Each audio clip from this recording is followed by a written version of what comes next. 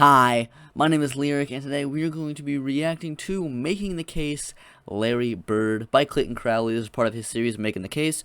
We're making the case for 8 players as the greatest player of all time. Now, this is end of our 3-part Larry Bird series, so we've already reacted to his highlight reel from the 1986 season, and we've reacted to his Greatest Peaks episode by Thinking Basketball, where they analyze the peaks and parts of the game of the greatest peaks of all time. We liked that Larry Bird. And now reacting to the Making the Case of him as the greatest player of all time. They really get a full encapsulation, really, of his game. Now, I do plan on doing the series for all 8 players in the Making the Case series, where I watch their highlights, then the Greatest Peaks series, then the Making the Case, to get a full encapsulation of them. So heads up on this one. I have seen these before. The Greatest Peaks series and the highlight videos, and pretty much, and most of the videos on my channel are first-time reactions. Making the Case series is not first-time reaction, alright? Because I have seen this series before. It's one of the greatest series of all time, but I'm here to get more input on it and see what I can add and stuff. Because these are some of the greatest videos, and I want them to be a part of my channel where I can talk about them and stuff. And because I truly think this is the greatest basketball series on YouTube. So, make sure to like and subscribe to this video, because a lot of my videos have more views than I have subscribers, which is not good. And also make sure to like this video, because who do you know may be making gigantic series on each one of these players, man. We got 3-part series about each of the 8 GOAT candidates, trying to analyze them more deeper than I've seen anyone else do. Yeah, and I'll do any comment down below, anything you want me to react, because I'll put it on a list, and I'll react to it eventually if I want to. So, let's begin making the case for Larry Bird as the greatest basketball player of all time. Basketball is special. The size of the court and the lack of pads or helmets give fans the most intimate experience of a team sport that exists. And because of the different styles that basketball allows for, players develop their own distinct identities and signature styles through their creativity, flair,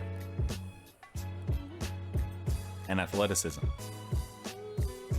And although no player succeeds alone, the scoring volume and two-way nature of the sport give individual stars a nearly unprecedented amount of control over the flow and outcome of a game.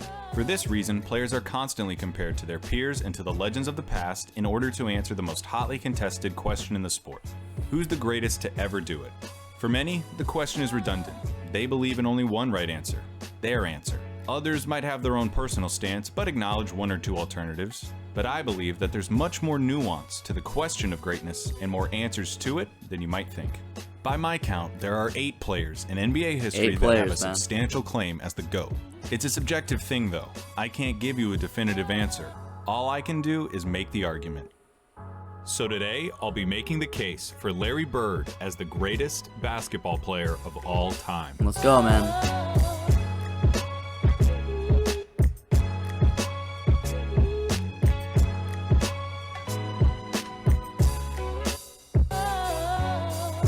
When it comes to basketball, Larry Bird is the smartest, clutchest player to ever play the game. I don't know that. Now, if you don't think that Larry Bird is the greatest basketball player of all time, you probably hate that I just said that. Oh my god. Those are the kind of talking head sport cliches that surely impact the game, but are impossible to empirically measure.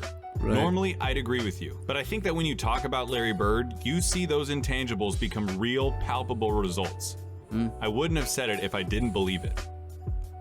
When Larry Bird was drafted by the Boston Celtics in 1978, the NBA needed saving. Attendance was in the toilet, the league had few marketable stars, cocaine addiction had several players in its grasp, and most damning of all, Larry Bird being taken 6th overall in the draft is one of the most... people don't talk about that being one of the greatest draft steals of all time. Like, imagine you have the 6th pick and you end up getting Larry frickin' Bird. Playoff games were being tape delayed. Playoff games at the highest level of basketball were being put in the back seat for black and white movies and network reruns. But rather than join the Celtics after being taken 3rd overall, Larry Bird decided to return for his final year at Indiana State, a decision that would prove to be one of the most important in the history of the sport. Bird's final year saw the Sycamores tear through college basketball, going 33-0 before the national championship game. 33-0. Bird, already claimed by the NBA's most historic and prestigious franchise, had established himself as the generational talent who would inherit the mantle of pro basketball. Indiana State's opponent in the national championship was Michigan State, captained by the immortal Irvin Magic Johnson. Yeah. The Sycamores lost the championship to the more We'll react talented to Magic Spartans in the next. highest rated game in the history of basketball at any level still to this day. The stage had been set. The next decade of basketball would be defined by the rivalry between the white Hick from French Lick and his Boston Celtics and the black Magic and his Showtime Lakers. The rivalry between Bird and Johnson is entwined into the fabric of the NBA and is worthy of 100 documentaries. In this video though, we're going to be looking at Bird's claim of supremacy. Here's Bird's basketball resume. His 3 championships come with perhaps the highest collective degree of difficulty of any player's championships. Yeah. His 3 MVPs Yeah, like 86, he went through the Chicago Bulls with Michael Jordan averaging 45 a game, still swept them. Second round, I believe, was against the Hawks, and they had Dominique Wilkins, one of the most dominant players at the time. Conference finals, they went against the Bucks, which are an underrated team because actually in 1983 they swept the Celtics, which is actually insane. One of the most shocking sweeps in NBA history, led by Sidney Moncrief, a very underrated player, 2-time Defensive Player of the Year, while also averaging like 20 points as a guard, doing all that. And then in the finals, met Hakeem Olajuwon and Ralph Sampson.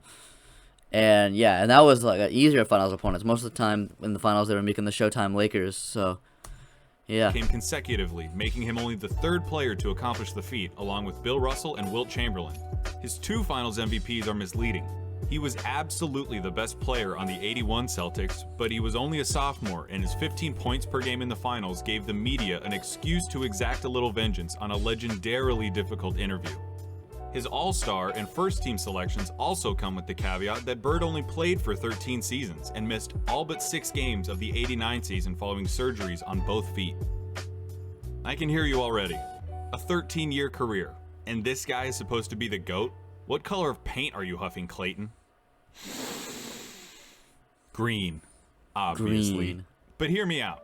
Yeah, Bird's career lasted about 2/3 as long as it should have. But what he did in that time was so impressive and so substantial that every basketball fan acknowledges that he's in the conversation as the greatest ever.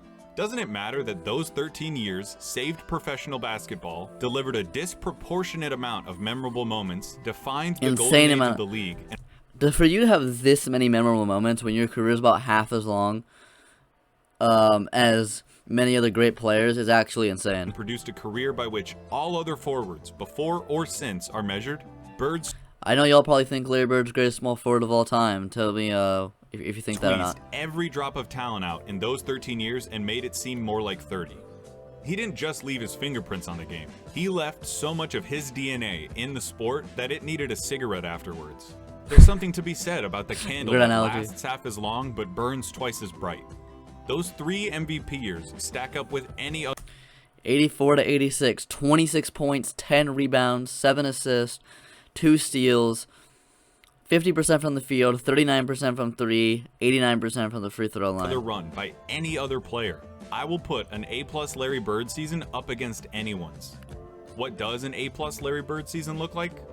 A full box score, a blowout win, a He nearly passes. undefeated record at home, and a Ooh. play style that could only be This is described great. one way: white. Larry Bird isn't just a white basketball player, he's the white basketball player. To describe Larry Bird's game is to thumb through the Hoops dictionary and pick out every cliche about white players. Unathletic, great shooter, good fundamentals, the whole thing. The Yeah. archetype of a white basketball player is Larry Bird, with one exception. He had an unparalleled understanding of the game of basketball, both as a physical contest and as a mental competition. His basketball IQ infected everything he did and catapulted his career into legend. Bird was a complete player. Jerry West called him nearly as perfect as you can get. He was the league's first great marksman. Yeah, he really didn't have any weaknesses at all. He's a great scorer, all-time great scorer, possibly the greatest rebounder ever at his position, an all-time great passer, and he's also a great defender. Like, he literally had no weaknesses. He was a three-way scorer. Yeah, his biggest weakness was his defense, but he was still an all-defensive type player. He was a great defender. He still made all defensive teams, so he really didn't have much weaknesses at all. He could contort his body to shoot from anywhere on the court, regardless of the level of defense. Oh my god, over the He backboard, pioneered man. the art of the dagger 3 and was the founding member of the 50-40-90 club. At 6'9", Yeah. Bird's understanding of angles and coordination. Possibly the most efficient player in NBA history, because he has two 50-40-90 seasons. The only other player with multiple 50-40-90 seasons is Steve Nash, and he attempted like half as many shots. So for you to average 30 points on a 50-40-90 percentages back-to-back years, you could argue he's the most efficient scorer ever. Led to a higher rebounding average than Patrick Ewing, and it made him an That's impressively nuts. adept finisher in his younger years. 86, Bird dropped 47 points on the Blazers, playing the majority of the game Left-handed. left-handed. Yep. His lack of quick lateral movement meant that Bird didn't do much when it came to slapping the floor and picking up the opposing point guard, but his size and omniscience gave him the ability to body similarly sized players, read defenses like a free safety, and pick off passing lanes with ease. His passing was transcendent, and I'll highlight it later. It's insane. And of course you need to know that Larry Bird was a tough MFer. Yeah, man. He got blood on his jersey there. Dear God. We got an ad, guys. He had a superhuman motor and dove for loose balls like a Oh my beagle at God. the park. The He was a hustle, willing man. participant in his share of fights, The hustle often is insane. precipitated by his league-renowned trash talk. Larry Bird told Robert Reed he ought to stay there. He should have stayed in preaching. That was funny. He had 50 points. I was guarding in my rookie year. He looked at me and he goes, "You can't stop me." And I looked at him and I said, "Gosh, boy, you're so confident." He proceeded to score like 10 straight points on me. Clyde Drexler can't stop that, man. The Glide. He walks by and he's laughing at me. He was a basketball genius. He'd be a step ahead, a thought ahead, play the game like a chess game. I'd much rather guard Michael Jordan than Larry Bird because you have to play the game as a thinker when you're playing him. You have to get inside his mind. If you put all of us in a room, you know, Magic, That's an insane thing to say. Jordan, myself, and Bird. Wait, but Bird into probably be the guy who perspective. walks out of the room at the end of the day. Did you notice something during those testimonies? Those are some of the best basketball players of all time. Didn't Isaiah Thomas say if Larry... Wait. I swear Isaiah Thomas said if Larry Bird was black, he'd be an average player. He'd be seen as an average player. I swear to God he did. And they Isaiah Thomas has said some wild things. He also said that Magic Johnson was gay because he thought only gay people could get AIDS. all sing He said some wild things. Bird's praises like they were former assassins who had to go toe-to-toe with John Wick and they're just happy to be alive. Bird excelled during one of the most talent-rich periods in league history. Yeah, that's true. 1988, you could argue, is like the most stacked year in NBA history. You had Magic, Bird, Jordan, Kareem, Hakeem, Barkley, Malone. Moses Malone. You just had a lot of great players. Isaiah Thomas, duh. The list of his basketball rivals goes Dominique Wilkins. like this. Dr. J and Moses Malone on the Philadelphia 76ers. One of the greatest teams of all time. Because they made the finals twice in the last 3 years with Dr. J in 1980 and 1982. And then they got the league MVP and Moses Malone to their team. That's like an underrated Kevin Durant type move, honestly. Like, they made the finals and they added the league MVP. And they became the faux Sixers because they asked him how many games it's going to take for you guys to win the championship. He went faux. And they nearly did it. They only lost one game in the conference finals. They swept the Showtime Lakers in the finals. So, yeah, that's pretty good a competition. Sidney Moncrief on the Milwaukee Bucks. One of the most underrated players of all time. Isaiah Thomas, Bill Laimbeer, and the Bad Boy Pistons. One of the greatest teams of all time. We're going to react to them making the case for teams. We'll get to that eventually. But, yeah, one of the greatest teams of all time. Isaiah Thomas, top 5 point guard all time. Dominique Wilkins on the Atlanta Hawks. All-time great scorer. Bernard King on the New York Another all-time great scorer, underrated. Knicks. Michael Jordan on the Chicago Bulls. The greatest player ever. I'm arguing Larry Bird's the greatest player ever at this point, but, like, yeah. Hakeem The guy was averaging 45 points, and they still swept him. If that doesn't tell you how good their team, and Larry Bird specifically was, then I don't know what will. Olajuwon and Ralph Sampson on the Houston Rockets. Came the dream.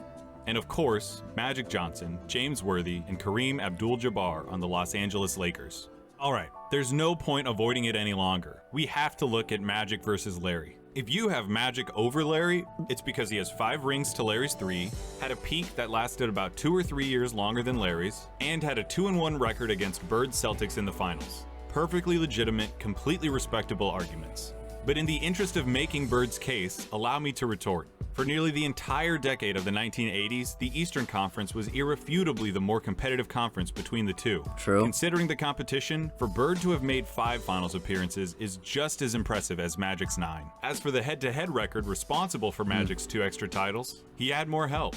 Seriously, the Celtics' Big Three and the Lakers' Big Three get compared all the time historically as if they were of equal caliber, but weren't Magic's accomplices just a step above Bird's? No disrespect at all to Kevin McHale and Robert Parrish, but Kareem was the alpha dog on the 71 Bucks and was the best player for at least 2 of the Lakers' 5 titles. That's true. James Worthy was the #1 pick out of UNC after winning a championship as the best player on a team that had Michael Jordan on it. I do think Larry Bird is better than Magic Johnson. Because if you think about it, they were the best player on the same amount of championship teams. They are both the best player on 3 championship teams, but Magic also has 2 championships as the second option behind Kareem. And I just think Larry Bird was a much more all-around player. I feel like the only thing Magic was better at Bird at was passing, really. Because Bird was a better scorer, defender, rebounder. And he wasn't, I wouldn't say, like, obviously he's not the better passer, but, like, he's not as far behind as Magic is in, like, from Larry Bird scoring, you know? So, throw in the fact that Magic... No disrespect to Magic Johnson. I have him like the 1 spot below Bird all time, like 1 spot below, because he's amazing. We'll get to him next, and I'll be talking all his praises when we react to him. But yeah, his highlight reel is insane. By the way, I think Magic Johnson has like the most insane highlight reel for anyone like pre-1990. His highlight reel is insane. But yeah, we'll get to him. But yeah, I have Bird just a little bit above Magic. Got to be coached by Pat Riley, one of the most brilliant minds in basketball history, and you could say that the Magic Bird argument comes down to one thing: luck. So if their careers come down to luck, the question just becomes who you would rather take. Now, I'm not making this video to tell you why you shouldn't take Magic. I'm making this video to tell you why you should take Bird. Not just over Magic, but over everybody. One thing that helps him is the fact that his play would translate perfectly into the league today. A 6'9" sharpshooting forward with eyes in the back of his head who averaged double-digit rebounds in an era against Moses and Lambeer. So basically Luka Doncic on steroids? He'd gobble up boards as a power forward. He'd be an offensive mismatch against everybody as a small ball center, and his off-ball skills and passing would pair perfectly with the flow of today's game. Add in his competitive mania and 3 generations worth of medical advancements, and we're talking about a player who could have stuck around so long they would have had to rename the league. As you've been watching these clips of Bird, I would hope that you would notice something. He always knows where everybody is. Watching Bird play basketball is like... Yeah, we talked about that in the Greatest Peaks video with his outlet passes, bro. His outlet passes make no sense. How he's able to do it so fast. Like watching those monsters from a quiet place that know where you are if you make any noise at all. Bird had a level of clairvoyance that bordered on the unnatural. In '85, he ended up 1 steal away from a quadruple-double after playing just the first 3 quarters. Insane. His passing was famously infectious and helped transform the Celtics of the 80s into an ideal that basketball teams at all levels are still shown tape of. They moved the ball with precision and intent, always looking for better shots and determined to get the entire team involved in the effort. That fact is almost entirely attributable to Bird and his wizardry with the... Yeah, Larry Bird, a very, very team-oriented player. Which, and with him also not needing the ball with off-ball stuff, makes him great for an all-time This team and acumen stuff. also helped Bird become the only... Really scales up, really helps, and he can really help. Like, other players, like, if you have an all-time, like a lot of people would argue if you have Michael Jordan on your team, then, what am I going to say here? Like, he's not like a ball-dominant player, which really helps in scaling up of, like, no matter how good your team is, he's going to really elevate your team even farther to win a championship. While the other ball-dominant players, if you have a better ball-dominant player on your team, then maybe they wouldn't help you as much as a guy like Larry Bird would, who's a really team-oriented player like that. Player with a GOAT claim to that was such a simple sentence. It took me so long to say. Transition successfully into other basketball roles after his playing career. In his 3 years as the head coach of the Pacers, Bird won a Coach of the Year award, coached the Pacers to their first and only finals appearance, and gave Michael Jordan as much trouble as he'd ever gotten in his career in the 98 Eastern Conference Finals. We reacted to the After 98 Jordan moving into season. a front office role for Indiana, he won Executive of the Year in 2012, becoming the only person to have an MVP, Coach of the Year, and Executive of the Year award. On the court or off of it, inside and out, Larry Bird sees basketball as only he can. That intelligence also lent itself to Bird's defining skill, making the big plays. Remember, NBA players get paid to win games. James Ultra Harden clutch. is getting paid nearly $40 million this year because he's supposed to help the Rockets win games. Victory can be achieved in a lot of ways, and the win column doesn't care how it happens. As Mark Sinclair once said, It don't matter if you win by an inch or a mile. Winning's winning. but when your team is down 1 in a crucial playoff game with 8 seconds left, and you need to hit a shot to stay in the series and keep your season alive, Kobe. that's where players really separate themselves and earn their money. Love it or hate it, it's the players that come through in the big moments that live forever in our memories. Some players, for whatever reason, were never able to do it consistently. I love the commentary on that clip. Ewing a drive. He missed. He missed. He missed. He missed. Some players were truly outstanding at it. It's good. Larry Bird was the best And the Blazers win the series for the first time in 14 years. at it.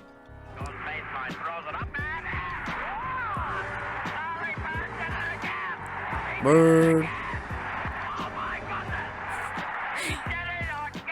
Why were the Celtics mics for their commentary so bad? I've heard other commentary from the 80s. It's not that bad, like the mic quality. But at the same time, that actually makes it better. I don't know, like hearing him just going crazy in this like Modern Warfare 2 headset, Xbox 360 headset mic, it just makes it so much more better. It makes it feel like so much more real. I'm not going to give you the stats about his field goal shooting under 2 minutes with a score that's this close, or tell you who has the most buzzer beaters, or any of that. Take that for data. I'm just going to show you clutch moments in clutch situations. 1985 against the Blazers. Bird drops 48 points, including this. Down 1 with 2 seconds left. Inbound pass, the double team and Bird. Double teamed in the corner. Fall away. Hits it! All right! 1985 against the Hawks.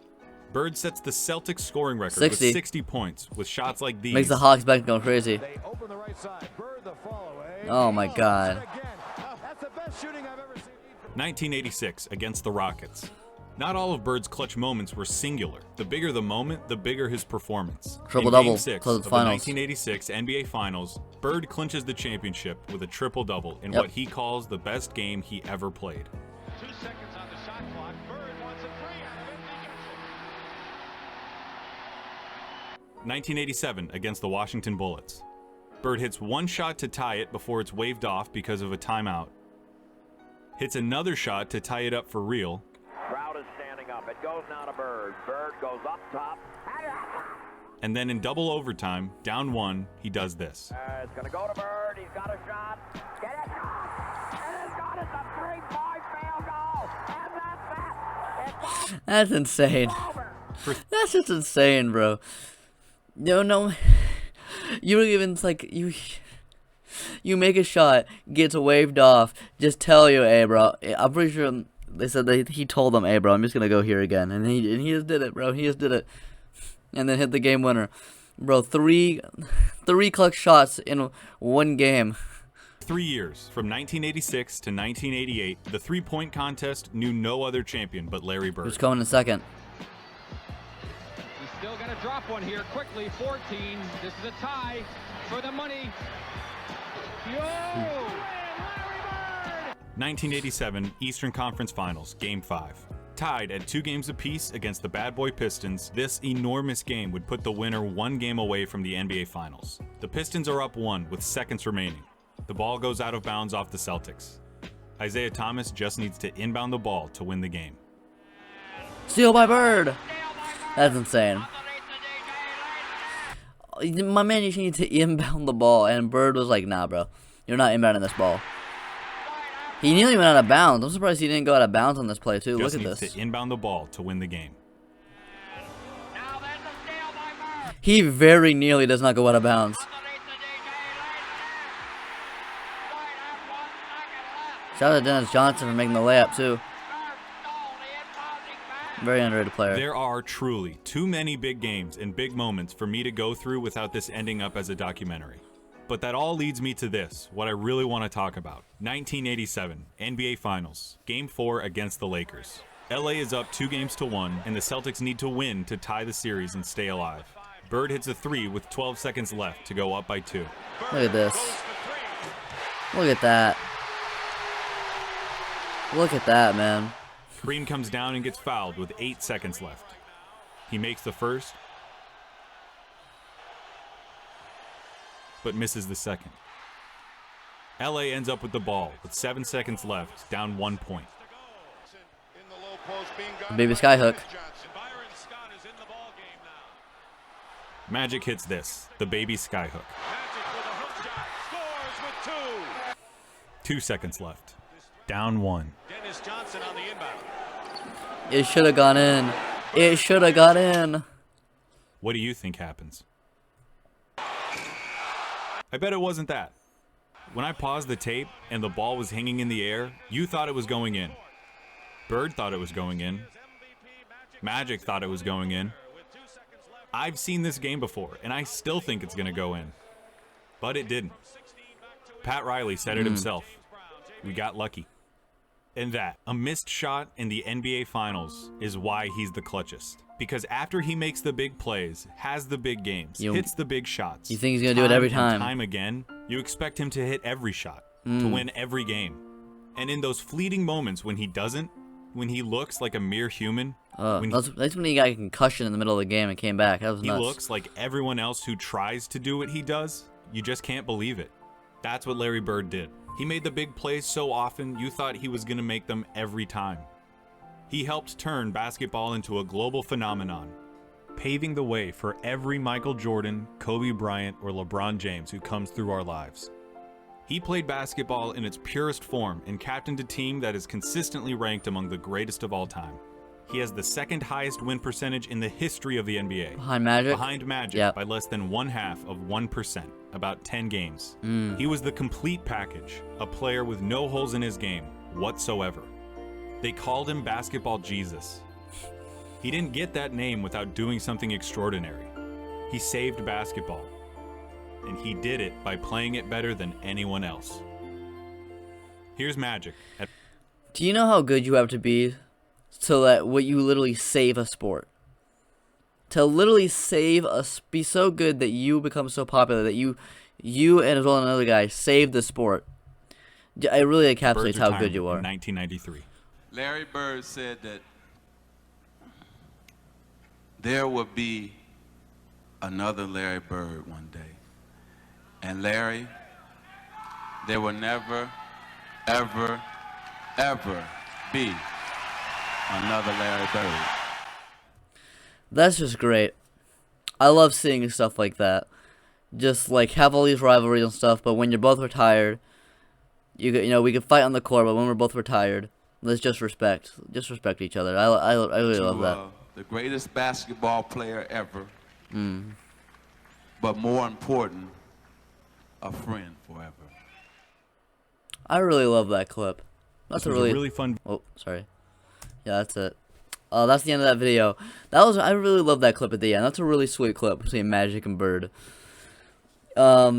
Yeah, I really love just after all the rivalries, them just coming together and like respecting each other and being more friends. Yeah, so that was making the case for Larry Bird, greatest basketball player of all time. Do you have Larry Bird as the GOAT? And if not, where do you rank him all time? Who are the few players that you would put above him? And yeah, make sure to like, subscribe, all that stuff, and bye.